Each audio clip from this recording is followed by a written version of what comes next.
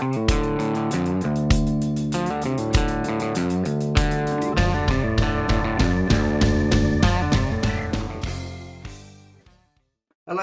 and thank you for joining our podcast. My name is Keith Wright. I'm the Managing Director of Wright Consultancy. I'm delighted to be joined by Humperdinck Jackman from ESG Pro. We're going to be talking for about the next 20 to 30 minutes about ESG, sustainability, and the supply chain and how this is impacting construction, supply chain, and the future of our industry. Humperdinck, thank you for joining. Do you want to give a very quick intro on who you are and what ESG Pro is all about? Well, thank you, Keith. Yes, very pleased to be here today. ESG Pro is one of the fastest growing firms across Europe in sustainability. We serve clients from Hong Kong to the United States, including some advising to governments. My name is Humperdinck Jackman, and I'm looking forward to exploring ESG sustainability in the supply chain. Where do you want to start, Keith? No, that's great. So I've been in this industry, building industry, for about 30 years, and I think it's safe to say the last 2 years, probably in particular, I would say have been the most challenging in terms of product availability and pressures on the supply chain. So some of the observations I've seen during that period have really included probably a bit of complexity going into the supply chains of, particularly distributors and builders merchants, and really the driver for that has been about availability. We've clearly had, we've had the pandemic, we've had Brexit, we've got the Ukraine-Russia conflict ongoing, and that's caused a lot of pressure on supply chains. But for me, by default, that's added complexity, which I think means potentially a bit more work to do in the ESG space. How do you think those challenges have affected and shifted maybe the foundations of businesses during that period? Well, as far as I see it, Keith, the issues you mentioned, they're affecting energy prices. There's obviously this very big shift onto electric vehicles and also energy rationing. Goodness knows what we're facing this winter. But all of this is making the supply chain even more acutely aware of corporate responsibility towards the climate, towards good governance, best practice, looking after people in a very, very risk-averse industry. But the shift we've seen has been dramatic. This time last year, we would hear from CEOs and managing directors across the entire spectrum of the construction industry that they were seeing weightings of 10% for ESG performance. In January and February of this year, there was a market shift, and the message was consistently 10 to 20% ESG ratings. So you've got the ability to supply, you've got the all of the credentials, you've got the right pricing. But still, 20% of your RFP success hinges on ESG, and that's a huge threat to any business, considering the amount of time, money, and effort invested in that RFP. So are you saying in that space, that you can have the right price, the right product, the right supply chain, but if your ESG credentials are not at the level that a customer requires, you could actually not even qualify to be involved in that, in that supply? We're seeing it repeatedly.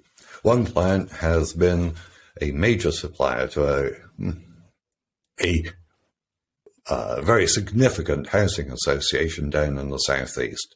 5 years under a contract, and the housing association, for their own corporate governance, reissued a tender. It was a no-brainer. The incumbent supplier was going to win the award. Fantastic service. I know the business very well. A quiet word was had afterwards, and they said, look, we couldn't give you the business. You had nothing in place on ESG. And that was what is now one of our clients, second largest customers. That was in June of this year. In August, it happened again. Wow. But so my perception, I've been in big business for a long time prior to, setting up my own consultancy work. And my perception of ESG was this was all for PLCs, wasn't it? This was, shareholders and non-execs asking all those difficult questions. So are you suggesting it's not actually just for big business, that ESG, is a very important topic, regardless of the size of business that you actually are? Absolutely. This whole thing started in 2005 at the United Nations. Kofi Annan introduced the concept of ESG as a thought process when making investments. Before you invest in a corporation, what's it doing? What's its impact on the environment, on people, society? And it was to guide hedge funds and venture capitalists, that sort of business. Over the years in the United States, ESG became an investment tool for even the small investor, the domestic investor. And then, not so many years ago, the Europeans started to look at it. And the shift changed. ESG is not only about your business, your honesty, integrity, and transparency, but it's about the impact you have on society and everything within that, and also, critically, the impact society has upon your business. The threats which regulatory change or climate change or societal opinions have, which could force you to take a different approach to how you deliver a project. And that's a fundamental shift. It's not about investing anymore. It's about this quantified yardstick, authenticated, evidenced, verified data, which says, statement of fact, this is the nature of our organization today. It's what we do right. It's what we don't do quite so well, and how we are going to improve. That's ESG.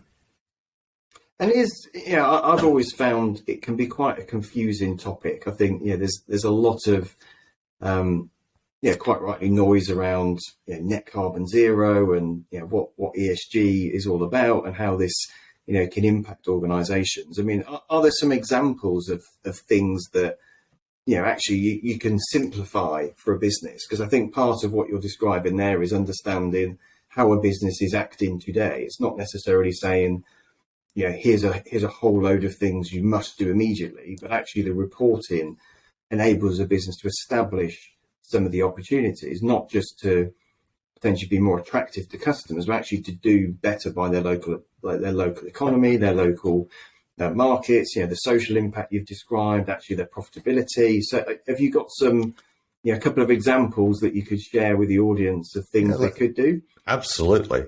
Let's explore this for a second. First of all, just touch on the benefits. Why should any business be looking at ESG? Cost of borrowing. This is, margins are thin in the construction industry.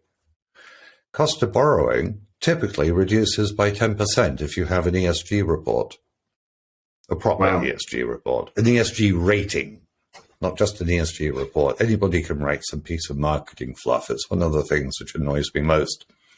It's not marketing fluff. It's an ESG rating, like an ISO standard, equivalent. And it's the same as a Moody's or a Morningstar credit rating. It is quantifiable, it's substantial. So cost of borrowing reducing by 10% in an industry which has a lot of borrowing represents an instant payback.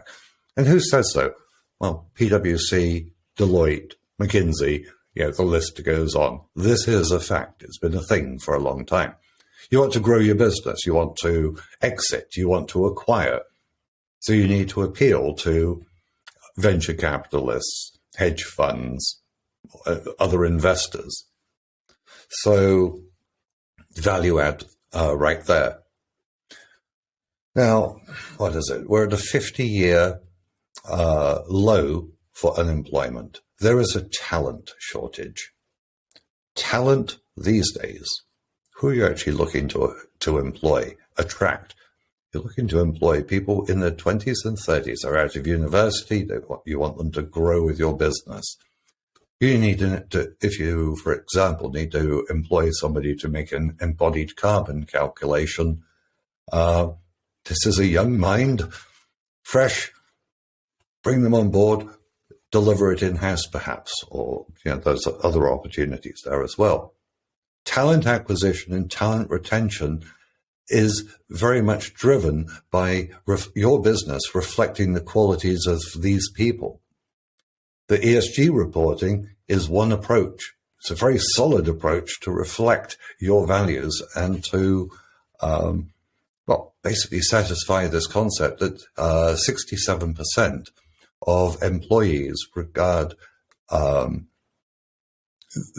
their employer's values as critical to their willingness to work for that business. Wow. So these are big numbers, yes. Now, of course, there's the ability to win a tender. Very much, we've already touched on that. And then there's also regulatory compliance. Now, just last week, the EU announced a policy whereby all new builds across the EU, domestic and commercial and public sector, will have to comply with ESG reporting. They're going to do this starting with mandatory embodied carbon reports. We are not that far behind in the UK. This is coming. Embodied carbon, the emissions in the project, taking a digital twin and calculating the construction process, the materials, the methodologies, the behaviors on site. Are you recapturing rainwater and water used in the construction? How are you managing your actual waste? How are you treating your staff and so on?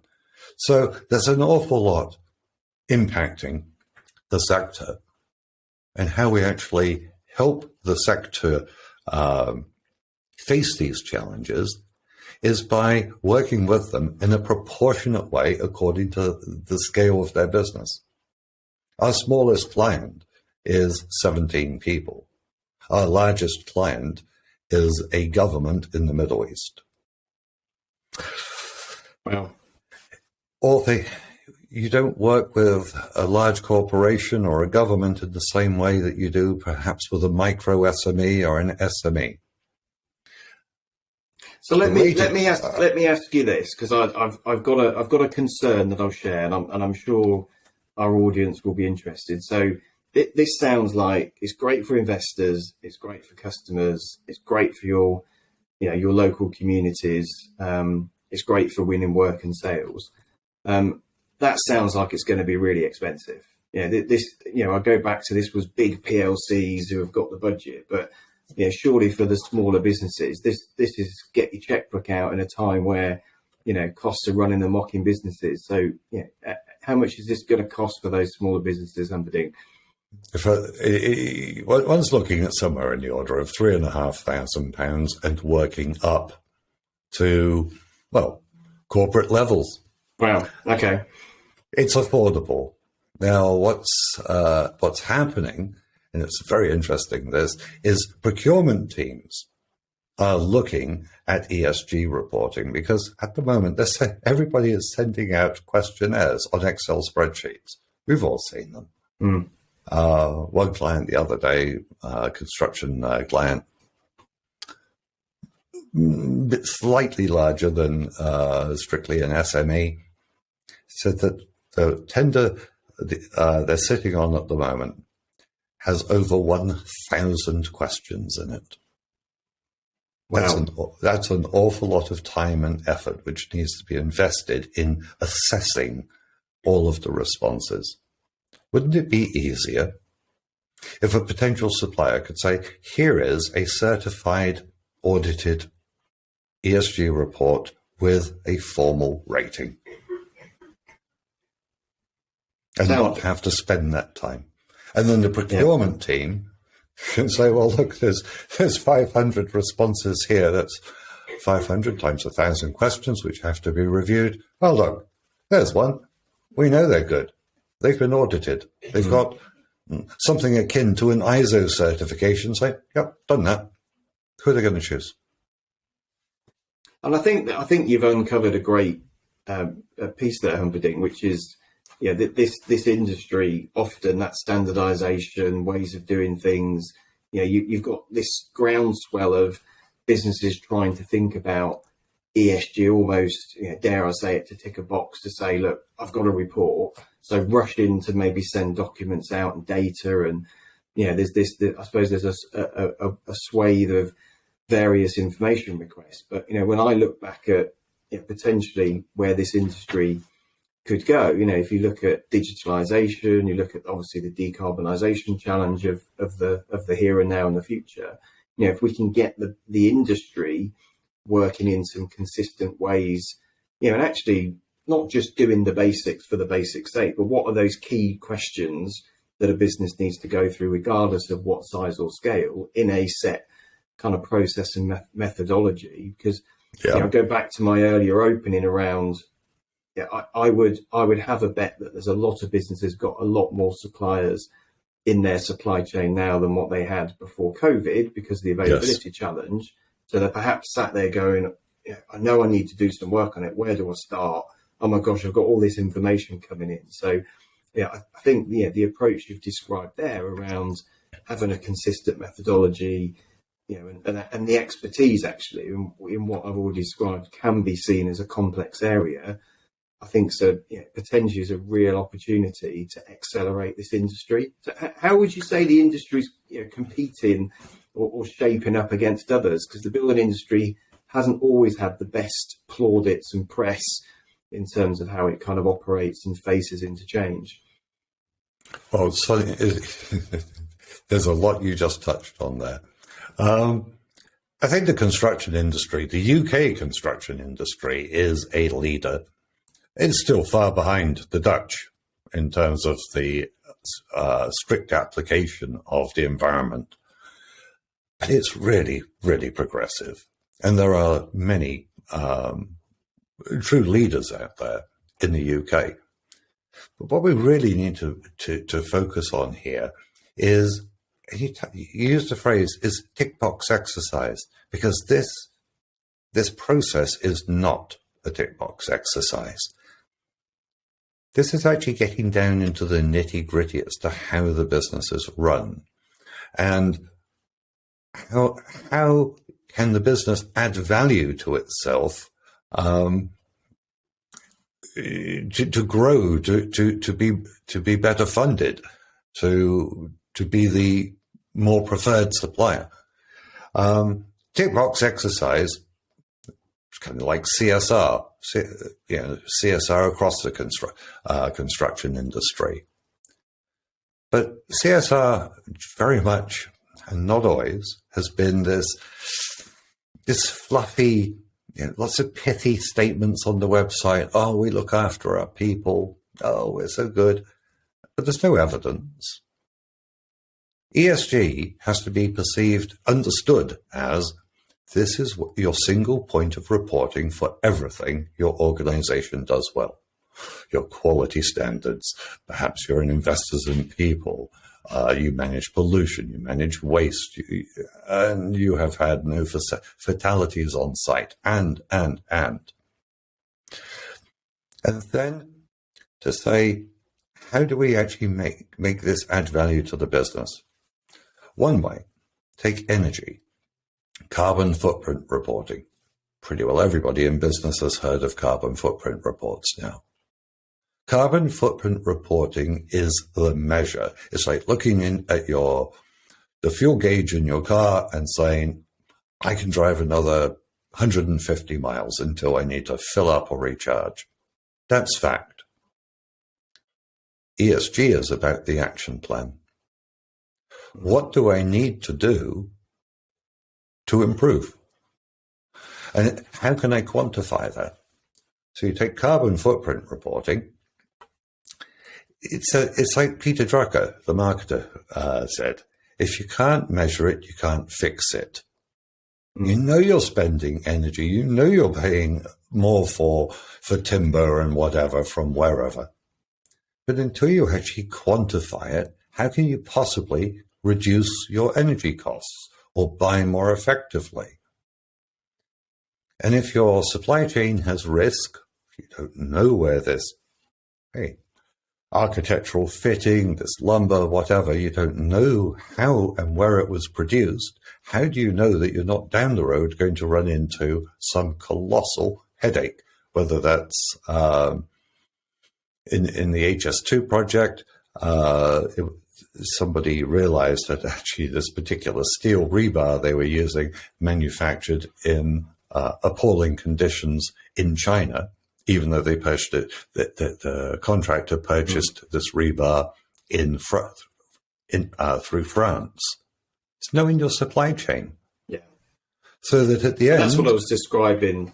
Yeah, that's what I was describing earlier in terms of actually knowing where that product comes from. And I think, back to that approach and that consistency for a business, because, there's one thing understanding where you are, isn't there? We've talked about that. There's another about setting those clear, tangible actions that are going to enable you to, improve consistently. This isn't big bang, right, I fixed it all, because, no business works like that. But I think having that systemized approach, and as you've said, thinking potentially that you've actually got a robust supply chain, only to find out, and I've seen factories around the world, so I can picture exactly what you said there about the rebar. You have to be very, very careful that there isn't something sinister lurking, around the world in terms of where you're sourcing from. So and Keith, we do a lot of work with one of the major fit out corporations in the UK. Prestigious brand, wonderful track record, many years. You can't fault them, totally professional. And their clients include the big fashion brands as well. They also work very occasionally on highly prestigious domestic, privately owned estates, for the very, very wealthy, but primarily they're a commercial fit-out company. Their clients are grilling them on their sustainability practices. So it's a case of you must. And this particular client, by undertaking their ESG reporting, is very much solidifying their place in the industry, because they're a year ahead of any competitor, and that's got to count. Who is this if you have a socially conscious buyer, or a buyer representing a very socially conscious brand, who are they going to gravitate towards? There's the value add. So the fees, the costs of doing all of this are not very high at all. For the very small business, there's maybe 60 questions we have to understand about that business of 15 or 20 people. 65 questions is not a lot. It's a little it's not just than answering 1,000. the questions. Yeah, it's not just answering those 65 questions. It's about how we then validate that data. So we produce a report. For the organization of 500 people, it can be 300 or 400 questions. It varies.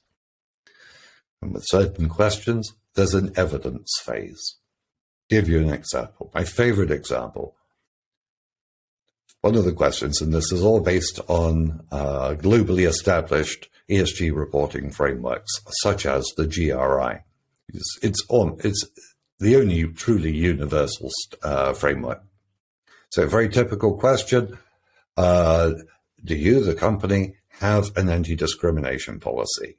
Yeah, most people say, yes, we do. There are worryingly some people who haven't got a clue. Next question: is it published on your website? Yeah, maybe it is, maybe it isn't. That's an easy fix, right? Next question: do you conduct training on anti-discrimination? Let's say they say yes. But the next question is, please supply your training register. Who has been trained and when? Most businesses fall on their faces at this point. They've got the process.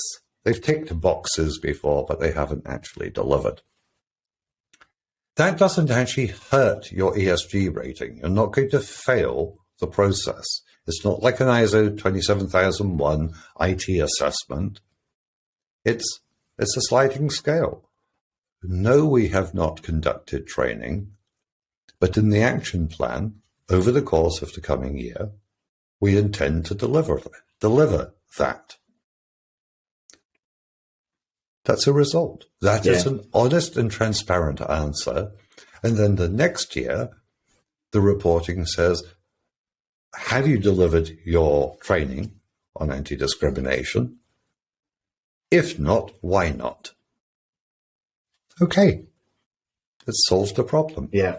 So our role in this is then to help the client and say, well, look, we have a packaged anti-discrimination training course you can deliver. It takes about half an hour. You don't even need a consultant to deliver it, although we offer that as well. So you've done more than tick the box. You've actually delivered a quantifiable thing. Yeah. And that's a positive.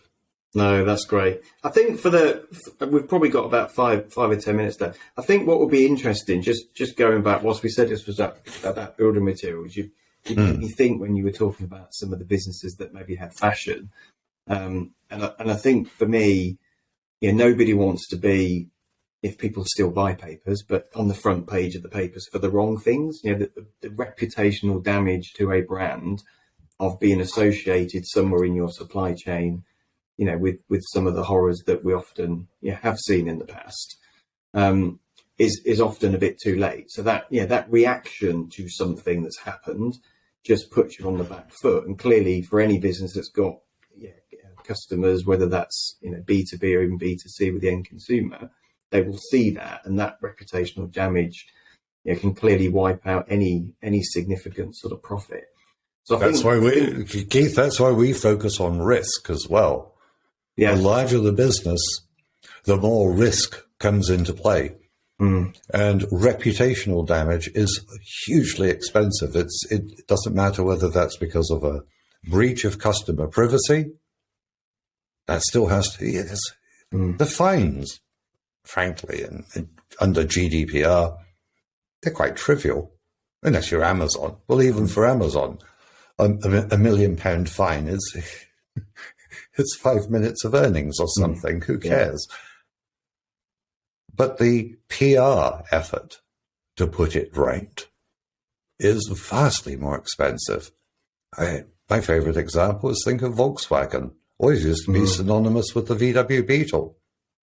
Except these days, what are they best known for?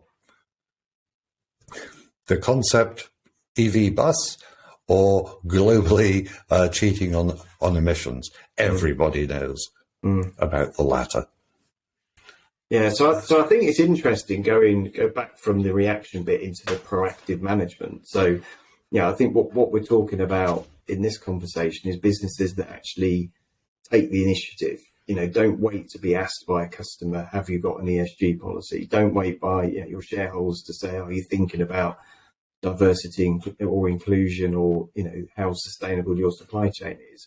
So I think that probably nicely segues into how you and I met and our businesses sort of came together. So for me, I've got a real passion in the building industry. I've been in this industry for pretty much my whole career. I'm really passionate about making a difference with the businesses that that I get the pleasure of working with. And I think seeing the business that you've established and the positive impact you are making, not just to the owners and the people working in those businesses, but society around the world, I think was a really nice match. So it's great that we're starting the journey together, in terms of a bit of a partnership now. And I think some of the opportunities that are ahead of us. I mean, what would you say about sort of what we could do together over the coming months and years ahead?